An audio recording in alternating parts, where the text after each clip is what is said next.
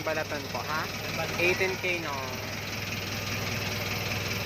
Hello guys, welcome back to my channel, Vandoy's Vlog 101.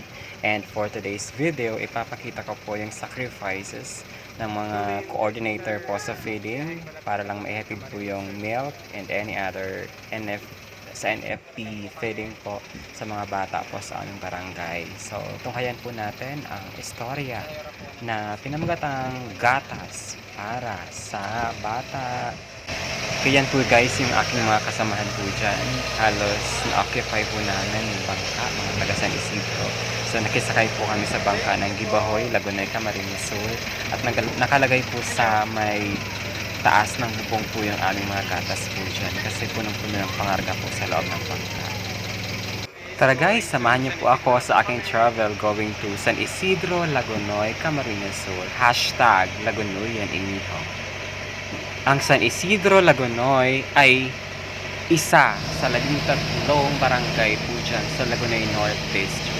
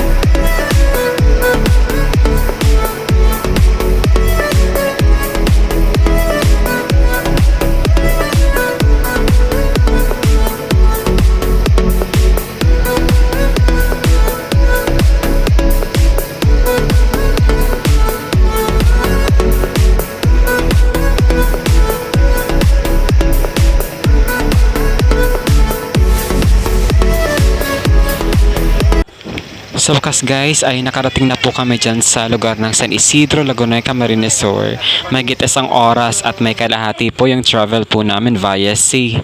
Yan po yung sacrifices ng mga teacher po namin dyan. So kung mapapansin po namin, kahit malakas po yung dagat, so no choice po kasi wala naman pong ibang dadaan going to Lagunoy North. Talagang via sea po yung dadaanan po dyan. So mapapansin po natin na talagang may sumundo po na isang bangka po sa amin na maliit. Galing po yan na San Isidro. Kasi hindi pa masyado high tide po ng mga oras na yan na pumunta po kami dyan or nakarating po kami dyan. So no choice, lilipat po kami sa another isang maliit na bangka para lamang makagilid po kami dyan po sa aming lugar. So plus, syempre yung pamasahe ko and also yung mga gatas po namin ay talagang madadoble. So ganyan po yung sacrifices ng mga meal coordinator and NFP coordinator po dyan sa may part ng Lagunoy North Coastal. Pero ganun pa man, saludo po ako sa mga teacher po dyan kasi dahil despite of that challenges, kumbaga in-accept po namin ng firm and then ng pagiging positibo. Kasi alam namin na lahat ng bagay na yan ay talagang makikita ng ating government. Kaya panawagan po dyan, sana po magkaroon na po ng daanan po dyan via land para naman kahit papaano mabawas-bawasan po yung sacrifices ng mga teacher po natin dyan. Especially kapag hindi ka po taga dyan sa lugar, so no choice, kahit malakas yung agos ng alon, ay talaga namang magsasacrifice ka po talaga. Ayan, bumalik na po yung bangka namin. Ayan, shout out sa'yo, Pipin, Prince, and ang kanyang kuya. So shout out sa inyo po dyan. Dati ko po yan estudyante. Ngayon high school na po yan. So ililipat namin yung 8 boxes of milk, fresh milk. Yan po, ililipat po natin dyan sa isang maliit na bangka para lang makarating po yan sa barangay proper ng San Isidro, Lagunoy, Camarines Sur. Siyempre, doble yung payment ko dyan. Pamasahe ko and also pamasahe naman po ng styrobox na po na yan. Plus the labor, mga kaahidol. Yan po yung sacrifices. Ayan. Pero ganun pa man, okay lang kasi para naman po yan sa mga bata. Para naman maging healthy po yung mga bata po natin dyan sa San Isidro Elementary School. Located in Lagunoy North District po yan. Yan po yung unahan po ng aming barangay. So, grabe na po na improvement sa barangay na yan. Kasi may seawall po dyan. Dati wala naman pong seawall po dyan. So, thank you LGU Lagunoy for making this a realization. Kumbaga dati po pangarap lang naman ng mga tao dyan pero ganun pa man ngayon is na-realize na. Okay, ipapalabor ko na po yung gatas ko dyan. Ayan, ito po yung gatas ko. Ipapakita po sa video. Ay, nasa gilid na po kami. Salamat. Salamat sa panonood guys. Till next time. Bye-bye.